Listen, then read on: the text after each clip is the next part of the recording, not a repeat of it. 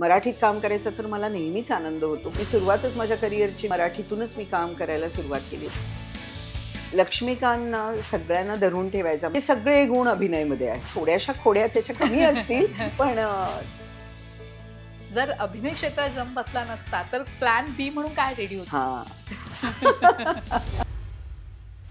हाय hello welcome. मी तेजल चौकेकर खोत लोकशाही मिररच्या नव्या एपिसोडमध्ये तुम्हा सगळ्यांचं मनापासून स्वागत करते. खरं तर आज आमच्या मिररच्या एपिसोडमध्ये एक खास कलाकार आलेले आहे ज्यांनी हिंदी मराठी टेलिव्हिजनपासून सिनेसृष्टीपर्यंत आपल्या अभिनयाची छाप रसिक प्रेक्षकांच्या मनावर सोडली. अर्थातच माझ्यासोबत आहेत अभिनेत्री सविता प्रभुणेताई. ताई, तुमचं लोकशाही मराठीमध्ये खूप खूप स्वागत. नमस्कार. आणि सगळ्यात आधी खूप खूप धन्यवाद, तुम्ही तुमच्या बिझी शेड्यूलमधून मला थोडासा वेळ दिला त्यासाठी. आणि सगळ्यात आधी कशा आहात? मी छान आहे. तू कशी आहेस? मी पण खूप मस्त आहे आणि तुम्ही आलात तर खूपच छान वाटतं आणि खूप पॉझिटिव्हिटी वाटते. तरी माझा पहिलाच प्रश्न असा आहे की 1980 पासून तुम्ही तुमच्या कारकिर्दीला सुरुवात केली, अभिनय क्षेत्राला सुरुवात केली. थोडं मागे घेऊन जावं असं वाटते की त्या काळात की NST या इन्स्टिट्यूटमध्ये तुम्ही शिक्षण घेतलं आणि NSTच्या इन्स्टिट्यूटने आपल्या या देशाला अनेक दिग्गज कलाकार दिलेत आणि तुम्ही त्या सानिध्यात वावरत होतात. काय अनुभव होता दिल्लीतल्या त्या थिएटर्सचा, तिकडच्या माहोल कसा होता एकंदरीत? खरं सांगू का, मी नॅशनल स्कूल ऑफ ड्रामामध्ये जाऊन शिक्षण घेतलं. याचं सगळं श्रेय माझ्या आईवडिलांना जातं. कारण वाईसारख्या लहान गावातून माझी त्यांनी तयारी करून अभिनयाचं शिक्षण घेण्यासाठी मला त्यांनी दिल्लीला पाठवलं. त्यामुळे ते मला खूपच प्रोत्साहन होतं घरून. 80 ते 83 अशी 3 वर्ष मी दिल्लीत होते आणि खूप देशातले, परदेशातले, आपल्या महाराष्ट्रातले, महाराष्ट्राबाहेरचे असे सगळे दिग्दर्शक तिथे यायचे आणि नाटक बसवायचे. वेगवेगळ्या म्हणजे नाटकाशी संबंधित, थिएटरशी संबंधित सगळ्या अंगांचं शिक्षण आम्हाला तिथे द्यायचे. त्यामुळे एका अतिशय दर्जेदार संस्थेमधनं शिक्षण घेतल्याचं एक समाधान मिळालं. NST मध्ये जाण्याआधी तुम्ही थिएटर्स वगैरे या सगळ्या गोष्टी करत होता? हो, पण ते सगळं हौशी कलाकार म्हणून, म्हणजे कॉलेजमध्ये किंवा राज्यनाट्य स्पर्धेमध्ये, वक्तृत्व स्पर्धांमध्ये भाग घेणं, एकांकिका स्पर्धांमध्ये. आपल्याला माहिती आहे महाराष्ट्रामध्ये तर सतत कुठे ना कुठेतरी नाटकवेडी माणसं आहेत. सगळीकडे एकांकिका स्पर्धा, नाट्य स्पर्धा सुरूच असतात. तर त्या हौशी पातळीवर मी करतच होते आणि तिथे छोटी मोठी बक्षिसं मिळत होती. त्यामुळेच वडिलांना वाटलं की हिला जर हे जमतंय तर मग तिने त्यातलं शिक्षण घ्यावं. म्हणजे आईवडिलांनी खूप छान पाठिंबा दिला तुम्हाला या सगळ्यासाठी. बरं, वक्तृत्व स्पर्धा, कलेकडे तुमचा जास्त कल होता असं म्हणायला हरकत नाही. मग अभ्यासात तुम्ही कशा होतात? अभ्यासात मी म्हणजे माझा पहिला नंबर नव्हता, पण पहिल्या 5त असायची मी आणि चांगले मार्क्स मिळायचे. पण मला सगळंच हवं असायचं ना, म्हणजे वेगवेगळ्या स्पर्धांमधनं भाग घेणं आणि मैत्रिणींबरोबर खेळणं, मजा करणं आणि मग अभ्यास करणं. बरोबर. जर अभिनय क्षेत्रात जम बसला नसता तर प्लॅन बी म्हणून काय रेडी होतं तुमच्या आयुष्यात?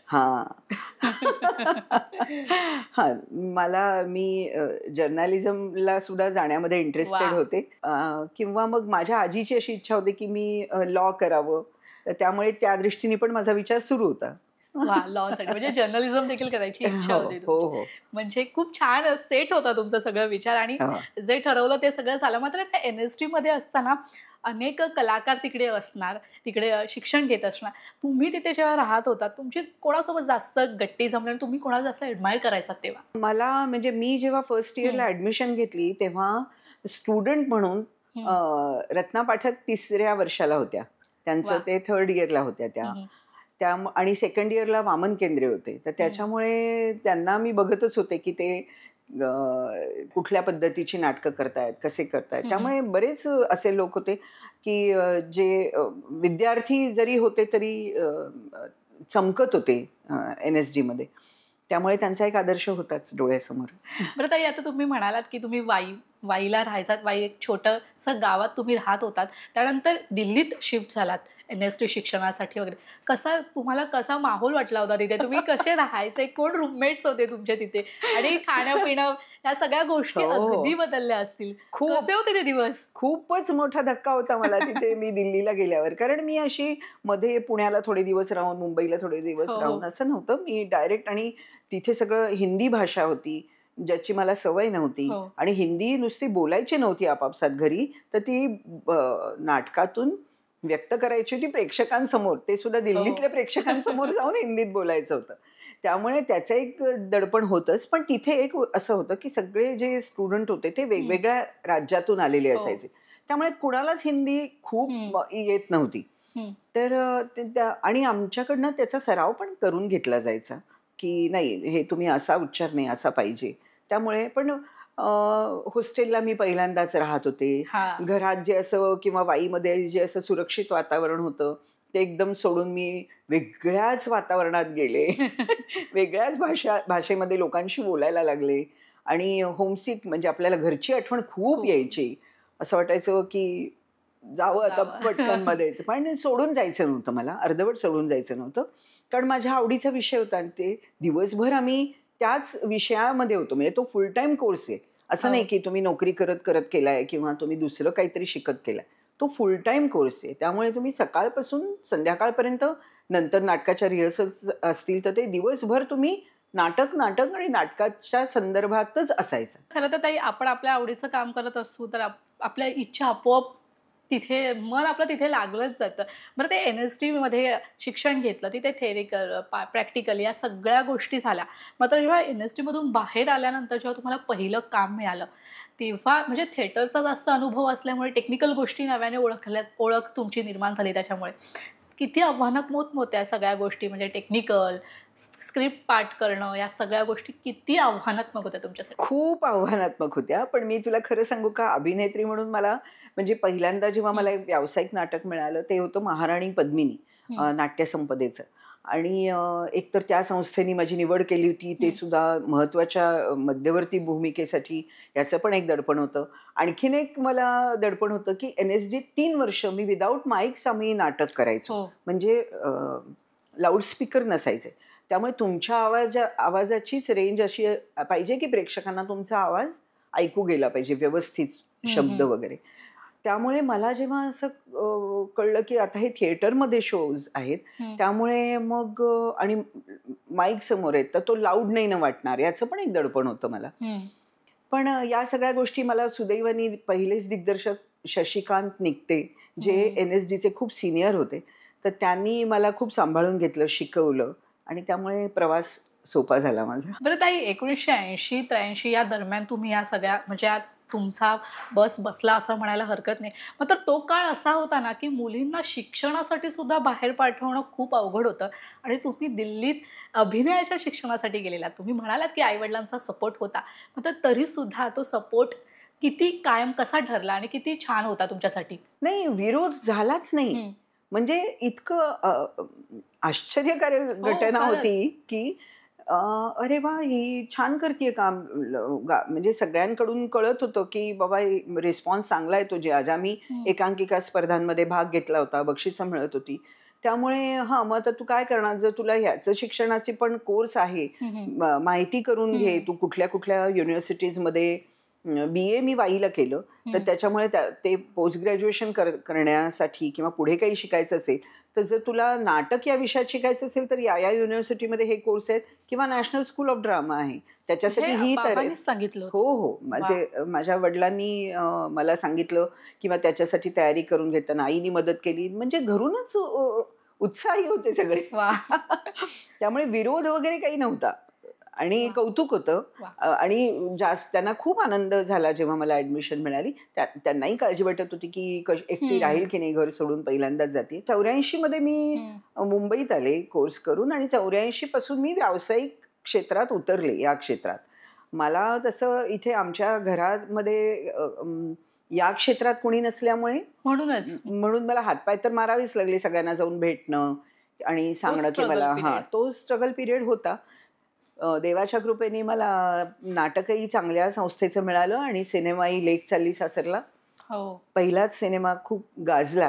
त्यामुळे पुढचा प्रवास चांगला झाला. तेव्हा दामिनी, फुलवंती हे सगळे तुम्ही मालिका केले. मात्र डेली सोप हे खरं तर कुसुम, पवित्र रिश्ता आणि मग नंतर मराठीत अशी सासू हवी गं बाई ह्या सगळ्या परभणीत सुरू झाली मालिकांची. मात्र त्या काळात जेव्हा दामिनी, फुलवंती हे जेव्हा मालिका चालू होत्या आणि आत्ताच्या मालिकेमध्ये किती फरक वाटतोय? सेटवरचा अनुभव किंवा तेव्हाचा सगळा माहोल कसा होता? काय अनुभव होता तेव्हा? सुरुवातीला ना काही वर्ष मी नाटक एके नाटक आणि नाटक सांभाळून चित्रपट मराठी असं करत होते. आणि सुदैवाने काय होतं की मराठी चित्रपट निर्माते आणि मराठी नाट्य निर्माते एकमेकांना सांभाळून घेत असल्यामुळे मी दोन्ही गोष्टी एका वेळेला करत होते. मग नंतर सिरियल्सचा जमाना आला. मग सिरियल सुद्धा 13 एपिसोडच्या 26 एपिसोडच्या, त्याचं सुद्धा शूटिंग असं सलग नसायचं. आठवड्यातले 2 दिवस 4 दिवस असं शूटिंग असायचं. त्यामुळे नाटक सिनेमा सांभाळून हळूहळू मालिकांमध्ये काम करणं अवघड वाटत नव्हतं किंवा असं वाटत नव्हतं की हो आपण सिरियल पण करू शकतोय असं वाटायचं त्यावेळेला. आणि 13 एपिसोड झाले की गोष्ट संपायची. 26 एपिसोड झाले, 52 एपिसोड, 104 एपिसोड असे सगळे तो एक जमाना होता. एक जमाना असा आला की नाही डेली सोप म्हणजे काय तर रोज शूटिंग, रोज टेलिकास्ट आणि खूप मोठी गोष्ट. म्हणजे हे सुरू जेव्हा झालं तेव्हा सगळं बदललं. सगळ्यांच्याच म्हणजे टेलिव्हिजनमध्येच मी म्हणेन क्रांतीच झाली. दामिनी मधली एखादी काही अशी छान आठवण आहे की तुम्ही शेअर करू शकता? असं एकदम मला नाही आठवते, पण मी त्यावेळेला अशा खूप सिरियल्स केल्या. अधिकार नावाची एक सिरियल केली होती की ज्याच्यामध्ये स्त्रियांच्या हक्काबद्दल सांगितलं जायचं. ती पण खूप छान लिहिलेली होती. जयकर त्यांनी केली होती ती. आणि खूप मी अधिकारी ब्रदर्सकडे तेव्हा खूप काम केलेलं होतं. मुंबईत होतात तेव्हा मी मुंबईत तेव्हा तुमचे रूममेट्स वगैरे कोण असायचे का? तेव्हा तुमची फॅमिली असायची? नाही, मुंबईमध्ये मी आधी पेइंग गेस्ट म्हणून राहत होते आणि नंतर मी गोरेगावला घर घेतलं आणि मी तिथेच राहत होते अंधेरीमध्ये. गोरेगावून मी नंतर अंधेरीत शिफ्ट झाले. म्हणजे मुंबई जमलं तुम्हाला एकदम? नाही, मुंबई ही मला खूप नवीन होतं. जसं दिल्ली नवीन होतं ना तसंच मुंबई पण नवीन होतं. त्यामुळे लोकलनी जाणं किंवा गर्दीतनं प्रवास करणं हे सगळं माझ्या दृष्टीने खूपच नवीन होतं. पण तरी ती मजा असते. मजा असते.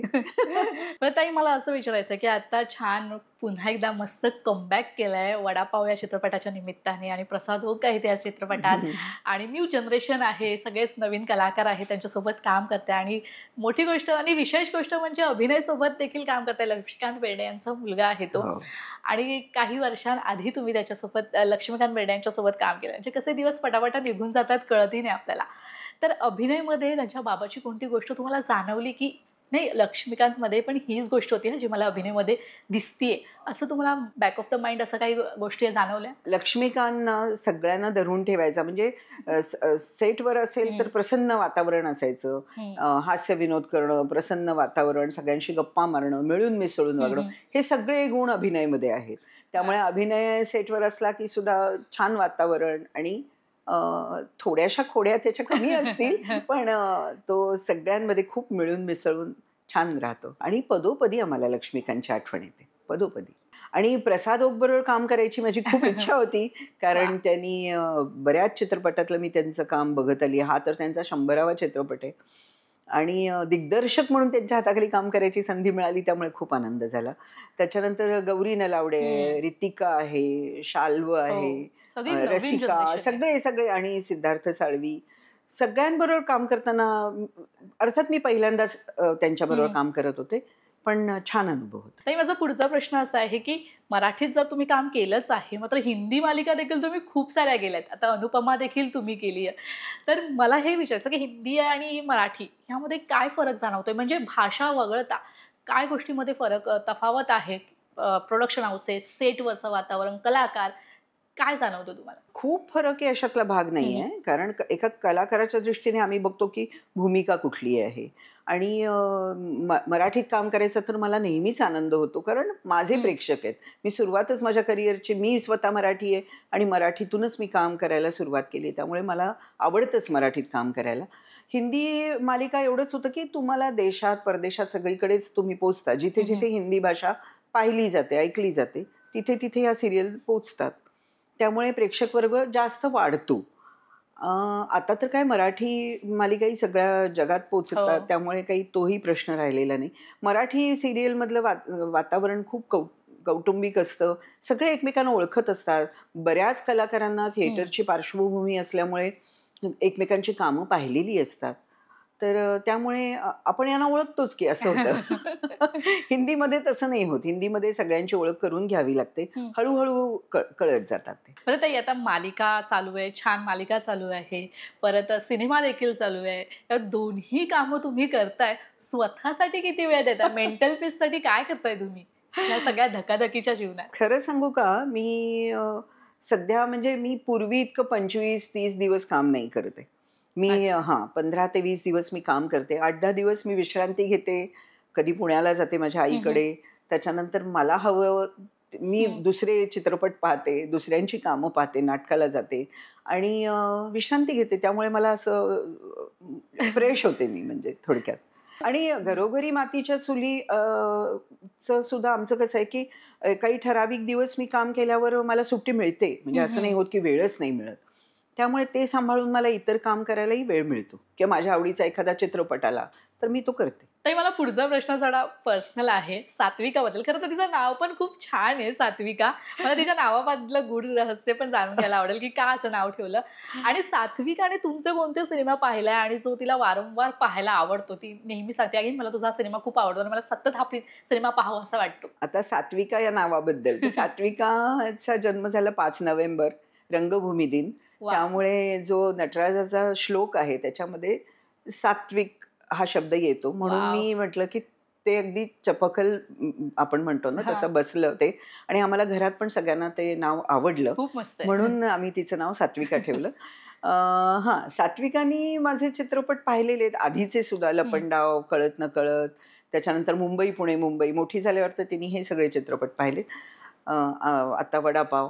आवडतात तिला चित्रपट. पाहते ती आणि पुन्हा-पुन्हा लागला तरी पाहते. त्यामुळे आहे ती ती पण माझी चांगली प्रेक्षक आहे. पण तिला कधी या क्षेत्राची आवड निर्माण सात्विका म्हटलं तर याच फील्डमध्ये आहे. हां, ती एका मल्टीनॅशनल कंपनीमध्ये आहे मार्केटिंगमध्ये हां. आणि फिल्मच्या बिझनेस या भागामध्ये आहे ती. वाह! काम करते. त्यामुळे मी अभिनयाकडे आणि ती याच क्षेत्रामध्ये वाह! बिझनेसमध्ये आहे. वाह! हां. ताई, अलीकडेच ना उषाताईंनी एक मुलाखत दिली होती आणि ते त्यांचा एक अनुभव शेअर केला, की त्यांना एका मोठ्या सिनेमासाठी विचारण्यात आलं होतं. मात्र त्यासाठी त्यांनी त्यांची ऑडिशन मागितली होती आणि हे कुठेतरी उषाताईंना खटकलं. कारण आज त्या एक दिग्गज कलाकार आहेत, इंडस्ट्रीमधल्या मोठ्या कलाकार आहेत आणि त्यांनी ते ऑडिशन देण्यासाठी नकार दिला. असा अनुभव तुमच्यासोबत कधी आलाय का? नाही, ऑडिशनसाठी मला हं, बोलवतात. सीरियलच्या नाही बोलवत. हं, जाहिरातींच्या किंवा अ, मला ऑडिशन देण्यात काही प्रॉब्लेम नाही वाटत. कारण काय आहे हल्ली जग इतकं भराभर पुढे हो. पुढे चाललंय. वेगवेगळ्या नवीन-नवीन प्रोडक्शन कंपन्या निघतायत. सगळ्यांना तुमचं सगळंच काम माहिती असेल असं नाही. तर हं, त्यामुळे ऑडिशन देण्यात काय हरकत आहे असं मला प्रश्न पडतो. मी ऑडिशन्स देते सुद्धा. जर मला खरोखर ते आवडलं, ते कारण पाठवतात हं, स्क्रिप्ट हं. वगैरे.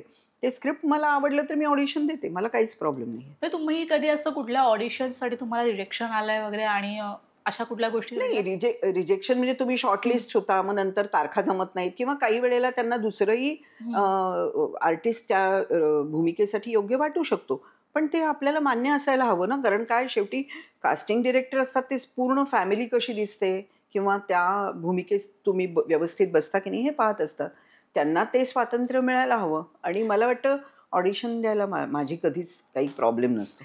बरं ताई, तुमच्या बाबतीत एक गोष्ट म्हणजे तुम्ही सिनेमा खूप चॉईस करून निवडता. म्हणजे असाच सिनेमा हवा, त्यामध्ये मी काम करेल वगैरे. तुमची चॉईस कशी आहे, की कसे सिनेमा तुम्हाला एकंदरीत करायला आवडतात? नाही, खरं सांगू का, सध्या मराठीत खूप सुंदर सुंदर. हो. चित्रपट होतायत. मला त्या चित्रपटांमध्ये काम करायला खरंच खूप आवडेल हं, पण. पण होतंय असं, की मी दूरदर्शन मालिका घेतली ना, की ते एक मोठं प्रोजेक्ट असतं. मग हं, त्याच्यामध्ये तुम्हाला आता मी मोकळा वेळ मला मिळतोय, की हं. महिन्यातले 10 दिवस, 15 दिवस मला मोकळे मिळतात. त्यामुळे आता मी नवीन प्रोजेक्ट्स नक्कीच करू शकते. पण मध्यंतरी असा काळ होता, की मी सलग 20-20, 25-25 दिवस मालिकांमध्ये बिझी असायची. हं. त्यामुळे मग त्यावेळेला मला नाही जमायचं. त्यामुळे मी सिलेक्टेडच तेव्हा मूव्हीज केल्या. बरं ताई, आपण एखादा जेव्हा रोल प्ले करतो, म्हणजे विशेषतः एखादा इमोशनल रोल जेव्हा आपण रोल प्ले करतो, तेव्हा ना आपण त्या विचार म्हणजे त्यात खोल घुसतो त्या कॅरेक्टरमध्ये. पण त्यानंतर ॲक्शन बोलल्यानंतर आपण ती भूमिका सुरू करतो. मात्र त्यानंतर त्या भूमिकेतून बाहेर येण्यासाठी तुम्ही काय करता? कोणत्याही हं, अभिनेत्याला किंवा अभिनेत्रीला ते आलंच पाहिजे, की तुम्ही त्या वातावरण कसंही असो, काहीही हं, असो, तुम्हाला एकदा तुमची भूमिका दिग्दर्शकाशी बोलून, लेखकाशी बोलून एकदा तुमच्या मनात ती उतरली किंवा तुम्ही त्याच्यासाठी मेहनत केली ती पोचवण्याचा, की एकदा ते ॲक्शन म्हणाले की तुम्ही त्या भूमिकेत शिरलं पाहिजे आणि कट म्हटलं की तुम्ही त्यातनं बाहेर आलं पाहिजे. असं नाही की मी ते ओझं घेऊन दिवसेंदिवस राहतीये किंवा घरी पण त्याच ओझ्याने जाते, असं असताच कामा नये. नाहीतर तुम्ही फ्रेश होऊन परत तुम्हाला नवीन सुचणारच नाही.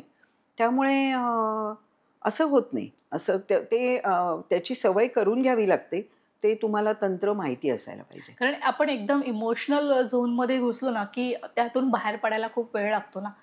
ती भूमिका असो, रिअल लाईफ असो, रिअल लाईफ असो. कधी-कधी असं तुम्ही एक अभिनेता किंवा एक अभिनेत्री त्याच्या भूमिकेकडे त्यांनी सजगपणे पाहिलं पाहिजे, की मी ही भूमिका करते हे भान त्याला कायम असलं Actually. पाहिजे.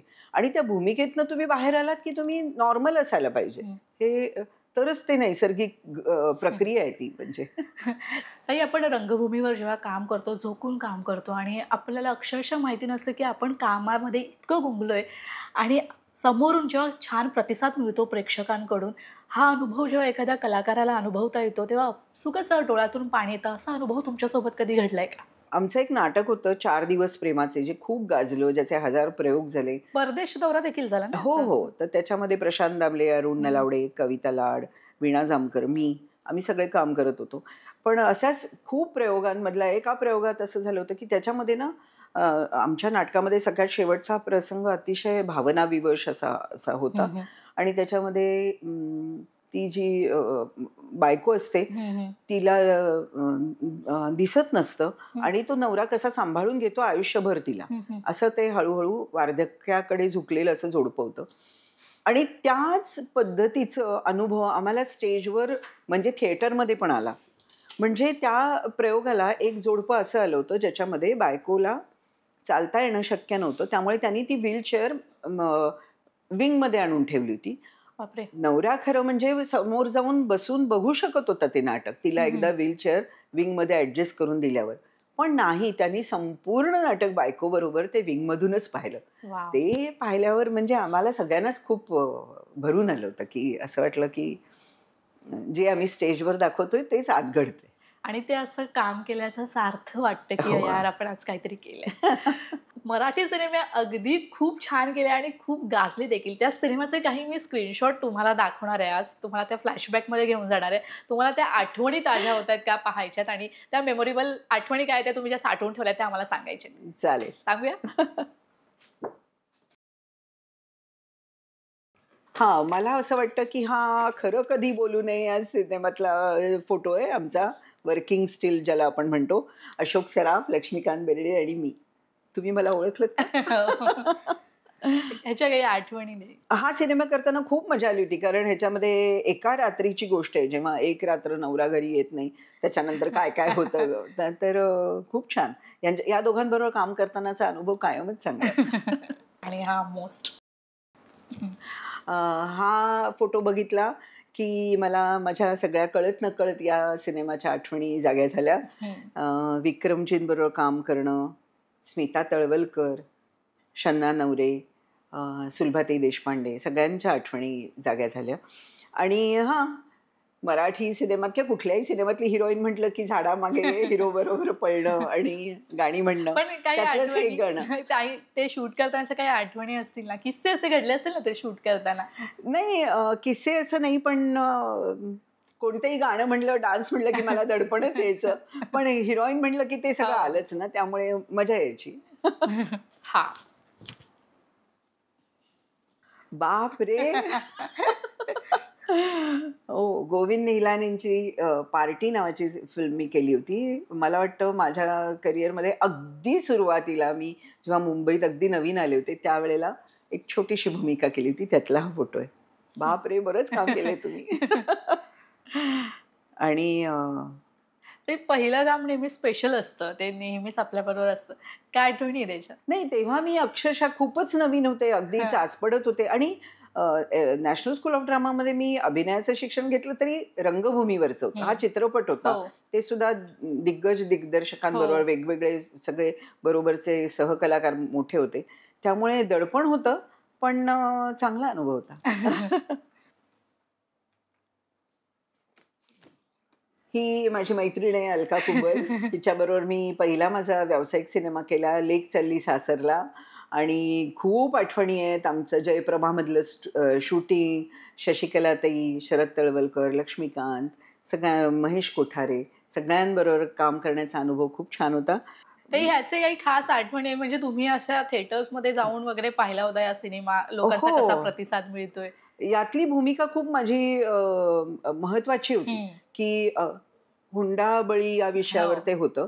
आणि जो प्रश्न आजही आपल्या समाजामध्ये खूप ज्वलंत आहे. म्हणजे मला काही वेळेला आश्चर्य वाटतं की इतकी जुनी फिल्म आणि आता इतकी 40 वर्षानंतर सुद्धा हाच प्रश्न आपल्याला पाहायला मिळतो. आणि त्याच्यामध्ये असं होतं की माझी भूमिका ही रडणाऱ्या याची नव्हती, तर घरातलीच एक स्त्री आपल्या वहिनीच्या मागे खंबीरपणे उभी राहते आणि आईला आणि भावाला शिक्षा होईपर्यंत ती त्या केसच्या चा पाठपुरावा करते. अशी खंबीर भूमिका मला पहिल्याच चित्रपटात मिळाली होती. त्यामुळे आणि बऱ्याचशा लोकांना ती आवडली होती म्हणजे ती. त्यामुळे खास आहे. हा एक हो. मला वाटतं हा सुद्धा माझा चित्रपटाचं नाव नाही आठवते, पण अशोकजींबरोबर काम करताना मला म्हणजे एकतर लक्ष्मीकांत, अशोकजी यांच्याबरोबर काम करताना ना आम्ही सगळंच युनिट खूप प्रसन्न असायचं, हसत असायचं, कारण छोटे छोटे विनोद घडायचे. आणि पण अशा विनोदवीरांसोबत असे रोमॅन्टिक सीन शूट करताना किती किती चॅलेंजिंग असेल ना? नाही, विनोदवीर असते तरी ते त्या क्षणी हिरो असायचे ना, त्यामुळे रोमॅन्टिक सीन तर असायचेच.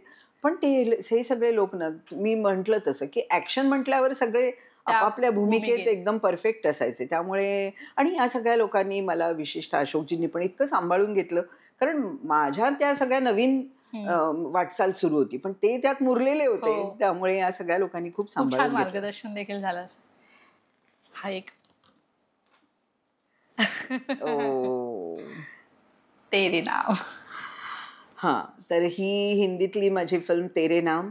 या सिनेमाचा ते भाग कसा झाला होता तुम्ही? ऍक्च्युली या सिनेमामध्ये ना मला सतीश कौशिक, जे या सिनेमाचे दिग्दर्शक, ते ओळखत होते मला. आणि ते पण NSDचे खूप सिनियर, आणि त्यांनी माझं काम पाहिलेलं होतं. त्यामुळे त्यांनी मला मुद्दाम बोलावून घेतलं आणि ते म्हणले, मी त्यावेळी कुसुम नावाची सिरियल करत होते. त्यामुळे ते म्हणले, तुझं डेली सोप वगैरे सगळं बाजूला ठेव आणि आधी माझ्या या फिल्ममध्ये काम कर. पण तेव्हा सुद्धा बालाजी टेलिफिल्म्सनी मला खूप सांभाळून घेतलं.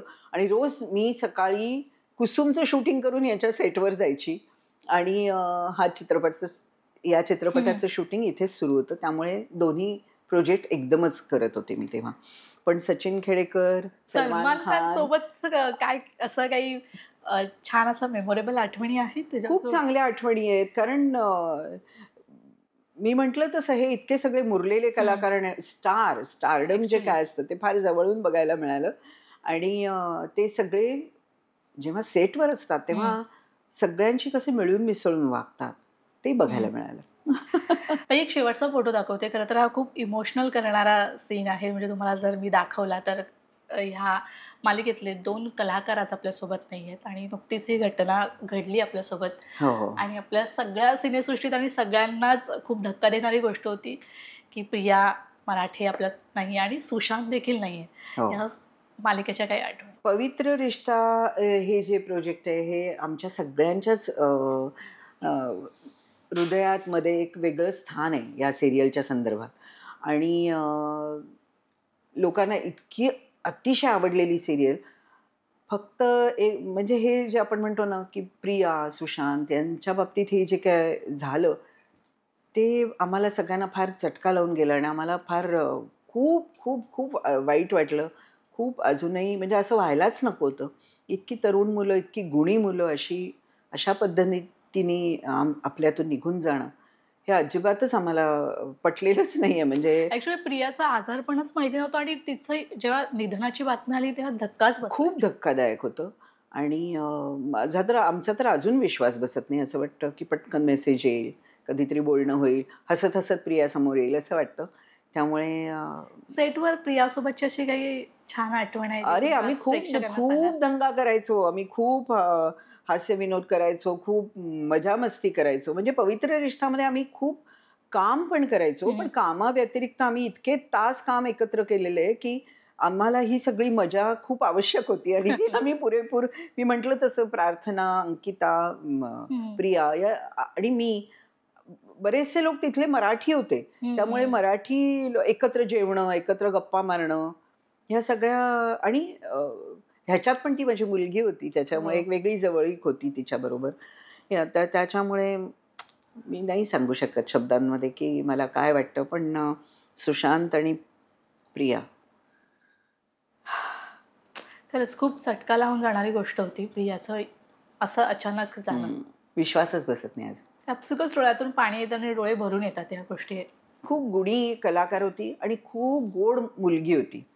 म्हणजे आता हे असं होती भीती म्हणणं मला खूप जड जात आहे, म्हणजे पण प्रियाचं काम आपल्या सोबत कायमच राहील, कारण ती खूप हसऱ्या स्वभावाची, म्हणजे तिचा चेहरा नेहमीच हसरा असायचा.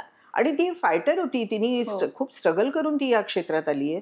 तिने छान पाय रोवले ते, तिला वेगवेगळ्या पद्धतीच्या महत्त्वाच्या भूमिका मिळत होत्या. त्यामुळे करिअरच्या या स्टेजवर असताना, आयुष्याच्या या स्टेजवर असताना तुम्ही असं कसं जाऊ शकता, असं फारच.